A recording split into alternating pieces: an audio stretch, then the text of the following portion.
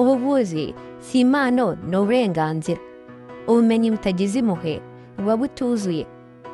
Igihugu gikomeye kigira abaganga benshi gusa, ni ikigira abaganga bafite umutima.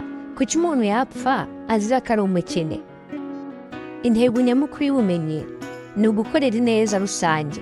None se byagenda bite iyo ubumenyi bw'ubuvuzi bushyizwe mu murimo wo kurengera buri muntu wese?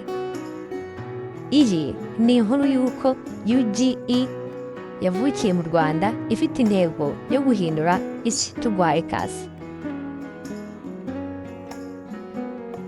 Umuhanga umwe yaravuze ati, iyo ubuzima bubaye uburenganzira bwa bake, si ubuvuzi ni amahirwe. Ariko se byagenda bite iyo kaminuza yose ishyizwe guhindura ubwo busumbane? Munsi ndakwereka imva n'imvano y'ivuka rya University of Global Health Equity, kaminuza itigisha ubuvuzi gusa, ahubwo yigisha n'ubumuntu. Niba warigeze kumva University of Global Health Equity UGEA, ukibaza ngo ni kaminuza ki, yashinzwe ite, kandi ikora iki gitandukanye n'izindi? Uyu munsi ndagusobanurira mu buryo bworoshye kandi busobanutse. Ntugende, komeza urebe iyi video. Mu magambo make, iyi ni kaminuza yigisha ubuvuzi n'imiyoborere y'ubuzima ishingiye ku buringanire. Iyi kaminuza iherereye mu Rwanda mu karere ka Burera, hafi y'ibitaro bya Butaro.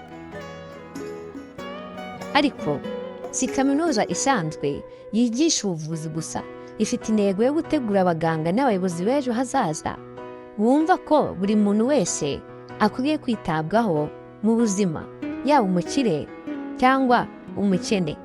Wakwibaza uti, none se kuki iyi kaminuza yashinzwe? Mu bihugu byinshi byo ku isi, cyane cyane mu bihugu bikiri mu nzira y'amajyambere, abantu benshi bazira ko batabonye ubuvuzi ku gihe, atari uko indwara itavugwa, ahubwo kubera ubusumbane bw'ubuzima. Niho igitekerezo cy'iyi kaminuza cyaturutse. Gukora kaminuza itigisha ubuvuzi gusa, ahubwo yigisha no kurengera ikiremwamuntu mu buzima. Iyi kaminuza yashinzwe ku bufatanye bwa Leta y'u Rwanda na Partners in Health, umuryango mpuzamahanga washinzwe na Dr. Paul Faruma. Uyu Dr. wari ufite icyerekezo cyo kuvuga ati, ubuvuzi ni uburenganzira bwa muntu, si amahirwe. Igitandukanya iyi kaminuza n'izindi kaminuza ni uko yigisha abanyeshuri bagatekereza ku buzima bw'abantu bose, cyane cyane abari mu byago. Abanyeshuri biga muri iyi kaminuza bigishwa kubaza bati, kuki umuntu atabonye ubuvuzi? N'iki cyabimuteye? Ese sisiteme y'ubuzima ikora ite? Ni kaminuza itegura abaganga n'abayobozi bafite umutima w'umuntu, ubumenyi n'inshingano byo guhindura isi.